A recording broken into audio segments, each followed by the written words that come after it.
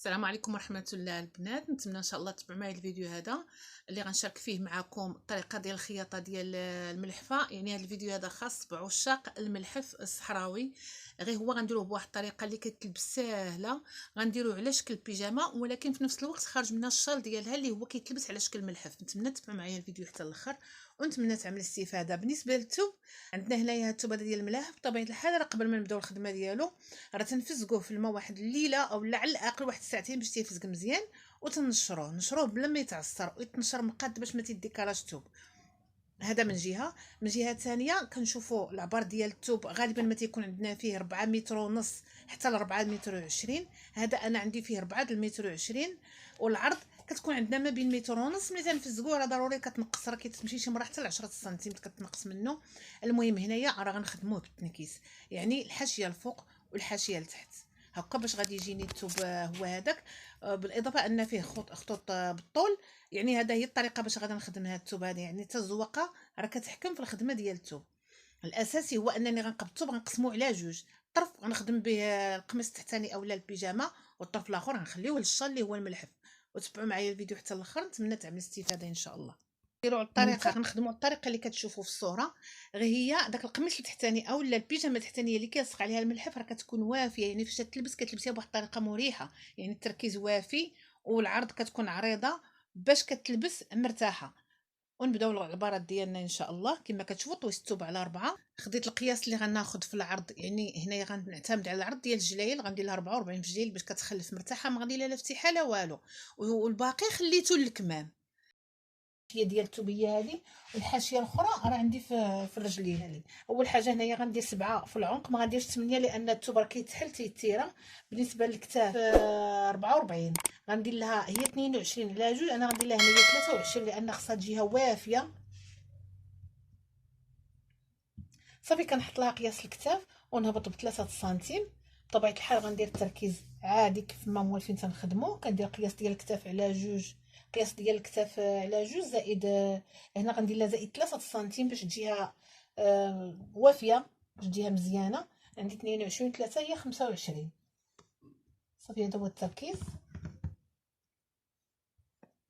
البصله كتكون عندنا عاديه، ما فيها حتى شي حاجه ماشي هي هذيك. البصله الاولى كنديروها عاديه، اللي زايد هو داك الشر اللي كيكون خارج من الجنب. هنا عندي 40 غنقص ليها على 40 يا ربي. بالنسبه للربع غندير لها 35. كما قلت لكم راه خصها تجي عريضه، ماشي ضروري تجي لاصقه على الجسم، ولا بالعكس خصها تكون وافيه. 35 ما غندير لها لا ايفازي لا والو، غنهبط ليها ب 35 حتى في الحزام. بالنسبه ليهونش غنزيد لها ندير لها 37، وعندي 44 في عرض جليل غنخليها لها 44 مزيانه. صافي وغنطراسي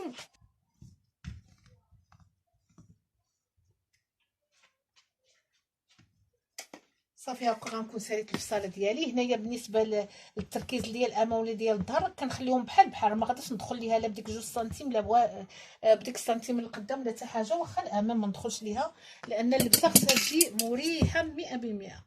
صافي غنهبطوا 2 سنتيم هنا في العنق.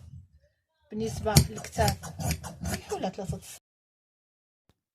صافي كنهبطوا على التركيز. كما كتشوفوا كيجينا التركيز واسع ومريح، وتنكملوا القطاع ديالنا ولو ما نخليوش سنتيم الخياطه اصلا حنا دايرين لوفه.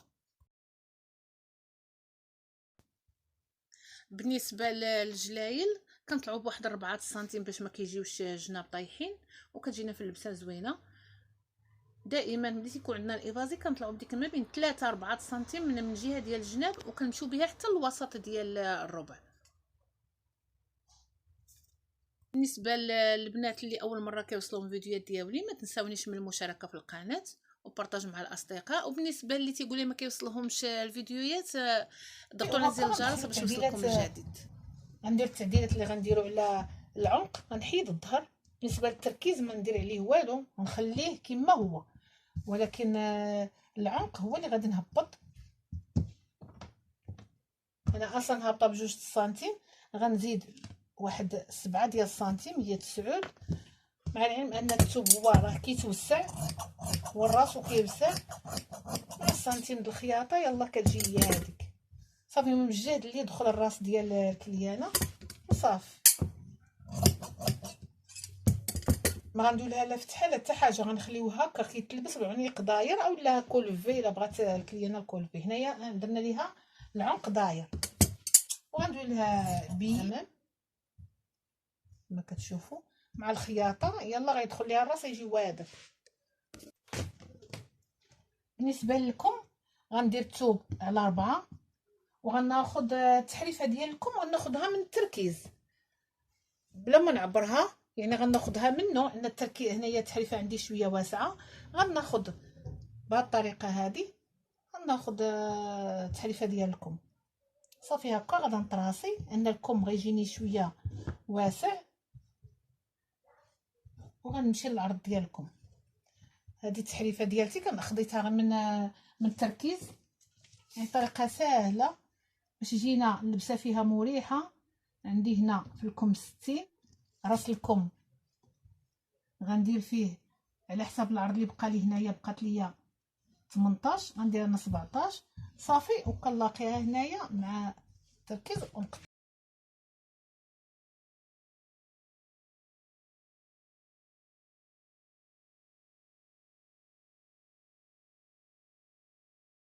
كتشوفوا عندنا شويه تحريفه كبيره كيجي عريض.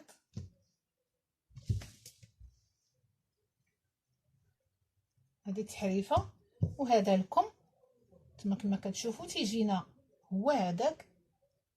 هنايا اللبسه كما قلنا راه ما بغينا راه ما دخلناش فيها كاع من الجهه ديال في الامام، ما دخلنا لا من جهه الصدر لا بسنتيم لا حتى حاجه، خليناها واسعه باش تجينا مريحه في اللبسه. بالنسبه للعنق الا شطنا الثوب كنديروا له بي من الثوب، الا ما شاطش لينا الثوب راه صافي كناخذوا بي باش كنفينيو به الدوره ديال العنق. بالنسبه للشال اللي كيجينا داير كنهبط واحد 4 سنتيم على التركيز. بطبيعه الحال هو كيجينا راكب في الجهه ديال اليسار، يعني الجهه ديال اليسار الوجه ديال الثوب غيعطينا عاطي الوجه ديال الوجه مع الوجه. ومن فاش ما غنركبو غنوريكم ان شاء الله. عندي 4 سنتيم ديال التركيز كنخلي تحت من التركيز غنخلي 4 سنتيم حيت يركب ليا الشال اللي غادي يركب. يعني في مره كيدخل في الخياطه في مره يعني نطراسي هنايا 4 سنتيم البلاصه اللي غيركب ليا منها الشال هي هذه، ولكن فين غادي نحدو غنطلع ب 10 سنتيم جهه الجلايل. من جهه الجلايل غنطلع ب 10 سنتيم وغادا نحبس الشال تما. هي غنشوفوا العرض ديال الشال شحال ما كان فيه كنجمعوه بالبلي حتى كيعطينا العرض اللي بغينا. ما بغيتيش ديري البلي كتنقصي منه وكدير غيجي راكب مع الجهه ديال اليسار هكا حتى البلاصه اللي غادي يتحد فيها كيجي خارج من الجنب، يعني غيجينا راكب مع الخدمه غيجينا خارج من الجنب. غندوزو لتطبيق الخياطه. اول حاجه كنديروها هي نلاقيو الكتاف بعدا ديال البيجامه التحتانيه، نلاقيو الكتاف ديال اللبسه اللي غتكون عندنا من التحت ونديرو الشطيب ديال العنق. هنايا ما بقاش ليا الثوب باش غادا ندير الفينيسيون ديال العنق، غنخدموها بالبي ماشي مشكل حتى بي كيجي مزيان. هكا غادي نكونوا لاقينا الكتاف بعد ما درنا لها السورجي كامله صافي. دابا غتبقى ليا الفينيسيون ديال العنق. هنايا ما بقاش ليا الثوب باش غندير الفينيسيون ديال العنق، غنديرها بالبي حتى بالبي كتجي مزيانه. اصلا الطوق عندنا داير غنخدموه بالبي وعاد نكملوا المراحل الاخرى. بالنسبه للطوق عندي كافي، يعني الجهد اللي غادي تلبسيها مرتاحه، ما غنحتاجوا لا فتيحه في الظهر ولا فتيحه القدام ولا صديف لا والو. صافي غنخدموا غير البي بطبيعه الحال. غنبداه من الظهر من الوسط من العنق من الوسط ديال العنق للخلف. من هنا غادا نبدا البي وغادا نبدا نركب. دائما فاش نكونوا تنخدموا الطوق سواء بالبي سواء بالسفيفه سواء باش ما كان تنبقاو كندوروا مع الدوره ديال العنق، كنمشيو مع الدوره ديال العنق باش ما تتخسرش لينا الفورمه ديال العنق تتبقى هي الا كانت دايره كتبقى دايره، كان في تيبقى في، كان كاري غيبقى لينا كاري، يعني لا فورم ديال الطوق ما تتخسرش. صافي البي تيركب بهذه الطريقه هذه صافي. دابا كنتني البي عاوتاني لداخل ما غنخليهش باين وغنعاود واحد العزفه اخرى لداخل وتيجينا الكل مفيني بهذه الطريقه.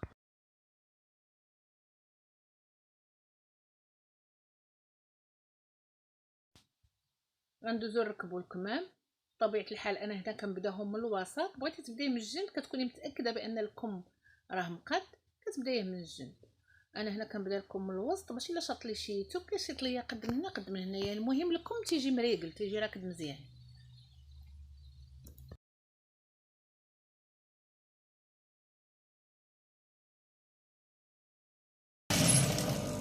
صافي غندوز نركب لكم الاخر. رجع معاكم. صافي هاكا من بعد ما ركبنا الكمام كما كتشوفوا الكمام تيجيونا تركيز ديالكم مع تحريفه كتجينا مزيانه. الطريقه هذه كنخدموها ملي تكون عندنا هكا شي كندوره ولا شي قياس كبير ولا شي حاجه، كنديروا الطريقه هذه كتخرج لنا مزيانه. من بعد ما فيلينا الكول ركبت الكمام كما كتشوفوا، غنهبط نجي لهنايا تحت التركيز وغنهبط تقريبا بواحد 4 ولا 5 سنتيم. هنا نهبط ب4 سنتيم هنا في الجهه ديال اليسار فين تيركب الشال. كما كتشوفوا هكا كتلبس البياسه، كتلبس هكا هذه الجهه ديال اليسار. هنا غيركب الشال، غيركب بواحد الطريقه يكون الوجه مع الوجه.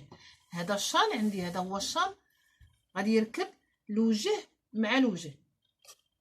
وبالنسبه الى كان عندي الشال عريض بزاف راه كنجمعو بلي فرونس. يعني هنايا غادي يجيني راكب غنطلع ب10 سنتيم على جلايل، وكاين اللي كيديروا لحد الركبه. انا كنطلع ب10 سنتيم على الطول كلي، غنخلي 10 سنتيم ونحبس تما الشال. ولكن الا كان عندي توب عريض بزاف راه تنعاونوه بلي فرونس، يعني كيتجمع بلي فرونس حتى كناخذ القياس اللي بغيت. انا هنا خصني ضروري غنخلي تقريبا واحد 10 سنتيم اولا 15 سنتيم، اولا اللي كتبغي ديرو غير حد القياس من حد الركبه. راه كتجمعوا بلي فرونس، غنجمعوا هنايا بشويه ديال التكريش حتى كناخذوا القياس اللي بغينا. صافي غناخذ القياس اللي بغيت وغنرجع معكم نركب.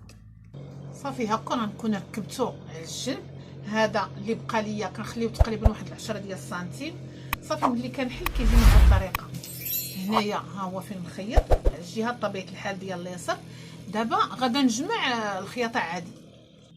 صافي من بعد ما خيطنا الشال ديال الملحفه غندوزو دابا مباشره للكمام باش نجمعوا البياسه من الجناب. كنبقى لينا غير نهبطوا عليها.